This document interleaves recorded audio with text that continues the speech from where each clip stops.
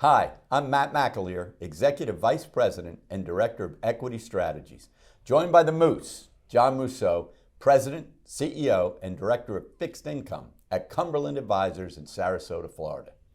Today, we will be discussing our thoughts on the second quarter of 2023 and how action in both the equity and fixed income markets affected the Cumberland strategies over this period. Why don't we get started, John, with our broad strategies on the equity side? Sure thing. So when we look at our broadest strategies, we'll start with U.S. Core. That's a strategy that we have split between growth and value.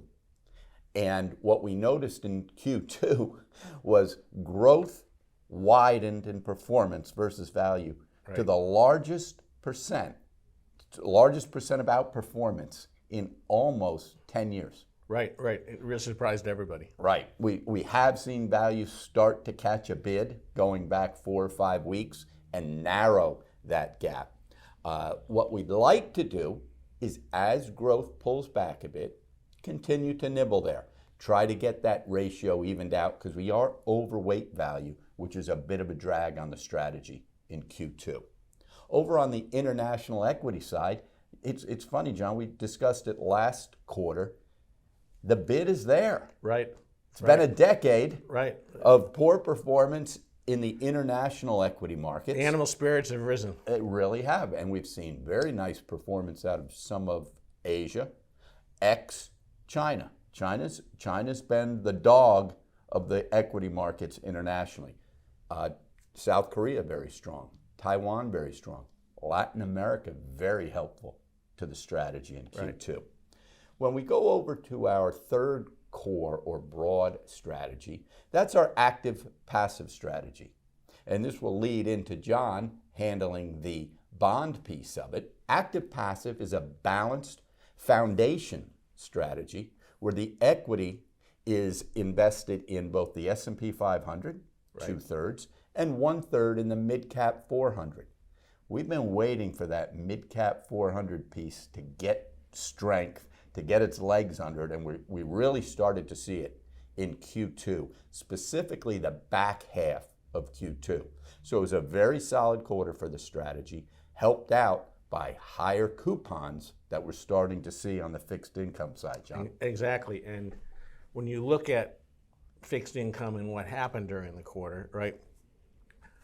Really a couple of things. You saw a rise in rates, and a lot of this is coming off of the drop in rates that we saw towards the end of March that was really focused on the banking crisis, concerns about more banks possibly going under. It didn't happen. And the more that went in the rearview mirror, combined with, look at how well growth was doing, I mean, it just kind of forced a rise in general interest rates. So you saw the 10-year bond really went from about a 347 to a 384 for the quarter, right around where it is now. Mm-hmm. And it was kind of gradual. It wasn't a complete fallout. It just kind of drifted higher over that time.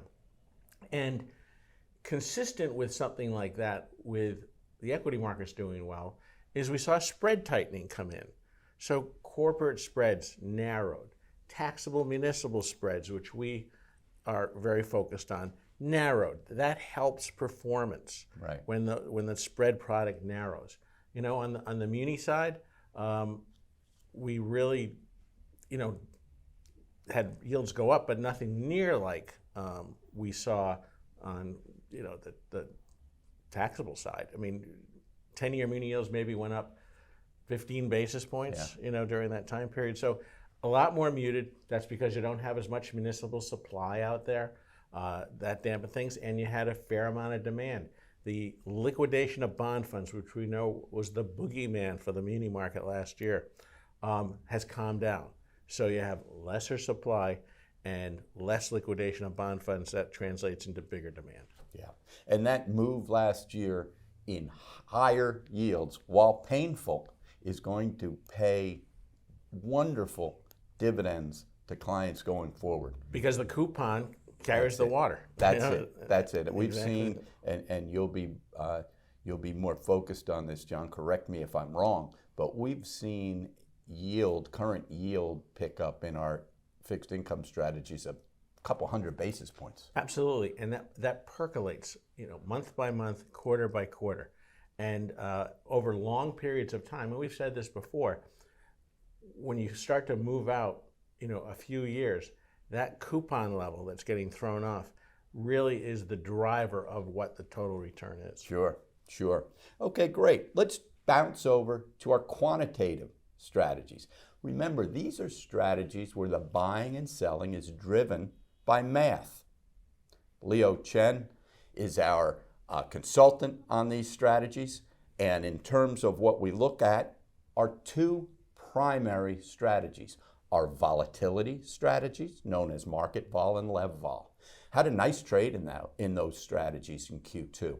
Remember back in March, during the banking crisis, we got multiple buy signals from our quant work. Right. So when we get a buy signal, we're 100% invested in the S&P. And we have an exit target, which we hit in June. It's a very solid trade, now back in cash. Also, we have the sector alpha strategies that work on the same math. When we have a buy signal, we rotate into aggressive or higher beta sectors. Right. And when we reach the sell signal, we rotate defensively. So when we hit the sell signal in June, we rotated our sector alpha strategy into defensive sectors. And that's where we sit right now. In terms of our thematic strategies, and that's our US ETF that David Kotak manages, and the tactical trend that I manage. US ETF had very solid performance in a couple of areas that we may not think of day to day and week to week. Leisure, right. Very strong. Airlines, very strong. Nice pickup in semiconductors, which David owned on the back half of Q2.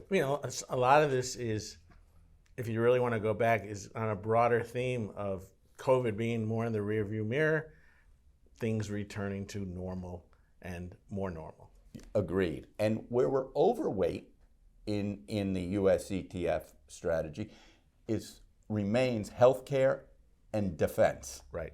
And what we're seeing really the back couple months, a couple weeks of Q2 into Q3 is a pickup in healthcare.